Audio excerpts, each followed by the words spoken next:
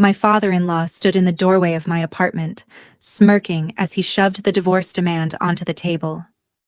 "You can't afford a lawyer to fight my son," he laughed, his voice dripping with cruel satisfaction. "You'll leave this marriage with nothing, just like you came into it."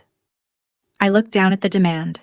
A calculated trap designed to take my savings, my home, and my dignity.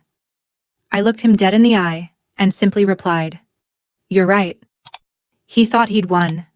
He thought I was just a helpless, broke woman with no family to back her up. But what he didn't know was that I had been keeping a massive secret for 8 years. At the final hearing, his smug smile vanished completely when the courtroom doors swung open and my brother walked in.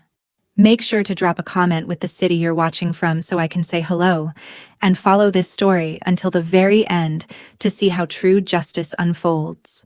My name is Sophia Bennett, and at 34 years old, I thought I knew what sacrifice meant. For 8 long years, I lived in the shadow of the Vance family, married to Richard, a man whose spineless ambition was matched only by the suffocating influence of his father, Arthur Vance. Arthur was a self-made real estate mogul who treated people like leverage and loyalty like a commodity. From the moment Richard brought me home, Arthur viewed me as an unworthy intrusion, a penniless nobody who didn't belong in their social hierarchy. What Arthur never understood was that when Richard was struggling to get his property management firm off the ground, it wasn't his father's money that saved him. It was my sweat equity. For half a decade, I worked 16-hour days behind the scenes. I managed client contracts, balanced the books, and organized every single operational detail that turned Richard's failing venture into a multi-million-dollar success. But because I loved my husband, I let Richard take all the credit. My name wasn't listed on the company registration or the deed of our marital home. I let Arthur believe I was just a quiet, unassuming housewife who brought nothing to the table. I purposefully kept my family background completely private, choosing to build a life on my own terms without hiding behind my family's name. That intentional silence, however, was about to become Arthur and Richard's biggest mistake. The betrayal didn't come with a screaming match or a tearful confession. It came on a cold Tuesday afternoon when Richard simply stopped coming home, leaving his father to do his dirty work. Arthur had finally found what he considered a suitable replacement for me, the daughter of a wealthy commercial investor whose family could elevate Richard's business to the next level. All they needed was to discard me cleanly and cheaply.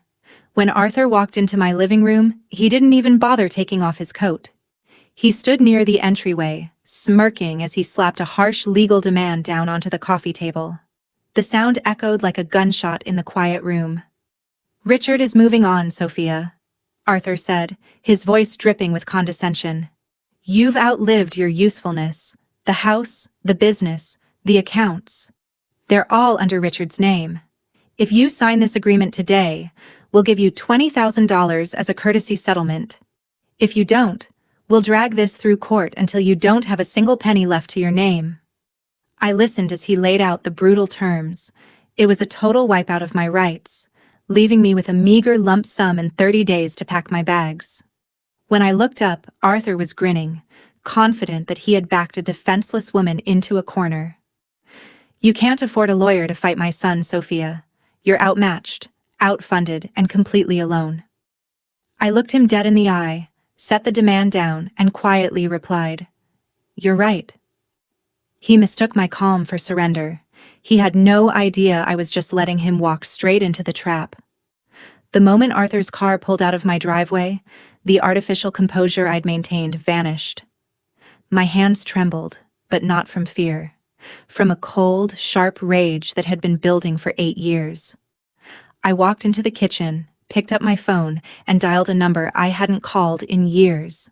When the line picked up, a firm, authoritative voice answered. "Marcus Bennett." "Marcus," I said softly. "It's Sophia. I need my brother." There was a sudden, heavy pause on the other end, followed by the sound of a chair rolling back. "Sophia? What's wrong? Are you okay?" For years, I had insisted on living an independent life, refusing to leverage my family's influence. My brother, Marcus, wasn't just a lawyer. He was a senior JAG military prosecutor and one of the most formidable corporate litigators in the country, specializing in unraveling high-level financial fraud and hidden corporate assets. While Arthur Vance thought he was dealing with an isolated, penniless orphan, he had actually declared war on a woman whose brother dismantled corrupt operations for a living. "They took everything, Marcus," I told him, pacing across the hardwood floor. "Arthur and Richard forged my signature on tax returns while I was caring for Richard's sick mother last year. They transferred my shares, stripped my name off the joint deeds, and just demanded I give up all rights to the business I built." Marcus's tone shifted instantly from concerned sibling to lethal prosecutor. "They forged federal tax records and illegally transferred marital assets? Sophia, tell me you didn't sign anything." "I didn't," I replied. Arthur laughed in my face and told me I couldn't afford a lawyer to fight his son. Over the line, I heard Marcus let out a low, dangerous laugh. "He really said that? Good. Let him think he's won. Pack your essentials and get out of that house tonight. By tomorrow morning, my team and I will have every financial audit, bank statement, and tax record Arthur Vance has touched in the last decade. They wanted a legal battle, Sophia. I'm going to give them a war." Over the next 3 weeks, I moved into a quiet apartment, intentionally playing the role of a defeated, broken woman. I ignored Richard's brief, insincere text messages, checking if I had agreed to the terms yet. I let them believe I was wallowing in despair, giving them a false sense of security while Marcus and his elite forensic accounting team went to work in absolute secrecy. What Marcus uncovered was far worse than simple corporate greed. It was a massive, systematically organized trail of financial fraud.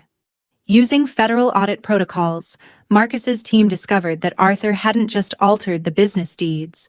He had illegally funneled over $2 million of the company's revenue into offshore shell accounts to keep it out of the marital estate.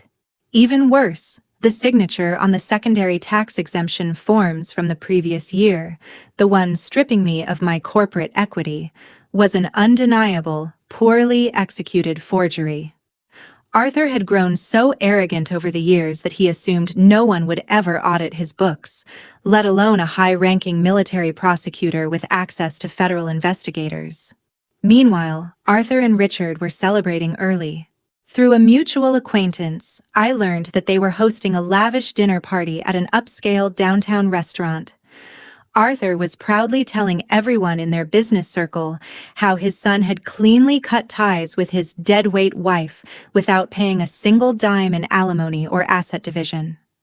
Richard was already parading around his new socialite fiancée, completely convinced that our upcoming court date was nothing more than a formal rubber stamp to finalize my total surrender. They thought they had trapped a helpless victim.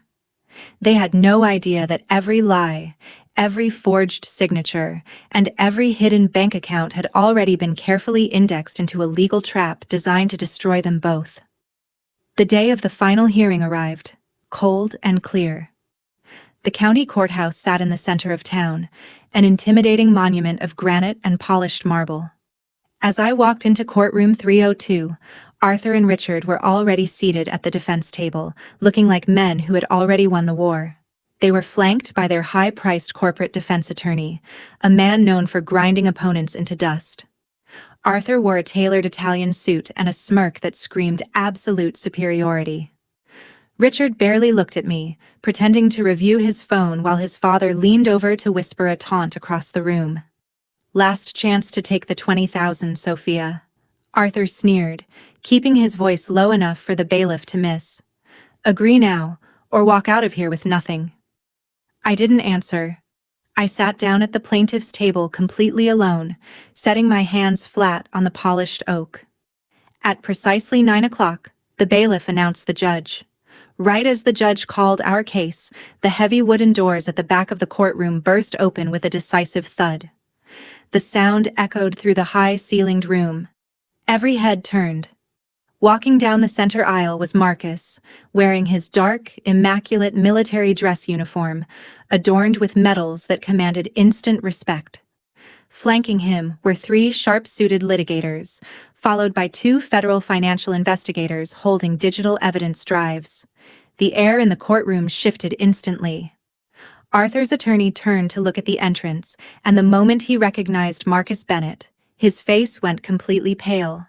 His pen slipped from his hand, clattering onto the table. Marcus stepped past the bar, bowed slightly to the judge, and presented his entry of appearance. Marcus Bennett, Your Honor, representing the plaintiff, Sophia Vance. Arthur's smirk vanished into thin air. He looked frantically between Marcus's uniform, his son, and his terrified attorney. Realization slowly dawning that the woman he tried to crush was never alone at all. The room was dead silent as Marcus stepped up to the podium, connecting a secure, encrypted drive to the courtroom monitor.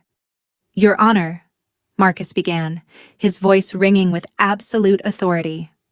Before we discuss any marital asset division, we are submitting a motion for an emergency freeze on all corporate and personal assets belonging to Richard Vance and Arthur Vance. Arthur's attorney stumbled to his feet, trying to regain control. Objection, Your Honor. This is a simple dissolution of marriage. The plaintiff is attempting to turn this into a fishing expedition. It's not a fishing expedition, Marcus replied coldly, turning to look directly at Arthur.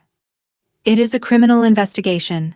We have submitted sworn affidavits from forensic auditors proving that my client's signature was forged on state tax filings and corporate asset transfers while she was acting as a primary caregiver.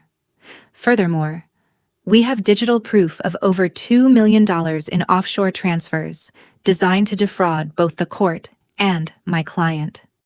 Arthur's face turned an unhealthy shade of red. He slammed his hand on the desk, shouting, "This is absurd! She was just a house—" "Mr. Vance, quiet down or I will hold you in contempt." The judge slammed her gavel, her eyes sharp as she reviewed the screen display Marcus's team had brought up. Arthur's own attorney frantically grabbed his arm, pulling him back into his chair and whispering fiercely into his ear, warning him to shut his mouth before he spoke himself directly into federal custody. The judge spent 15 long minutes reviewing the evidence on her screen, her expression growing colder with every minute. When she finally looked up, her ruling was swift and uncompromising. In light of the overwhelming evidence of fraud, forgery, and deliberate concealment of marital assets, this court orders an immediate freeze on all business and personal accounts associated with the defendants. Furthermore, I am awarding the plaintiff 60% of the audited company value, full ownership of the marital home, and referring these forged tax filings directly to the state prosecutor's office. The state prosecutor didn't waste any time following up on the judge's referral. Within 3 months, Arthur Vance was facing multiple counts of corporate fraud, tax evasion, and forgery.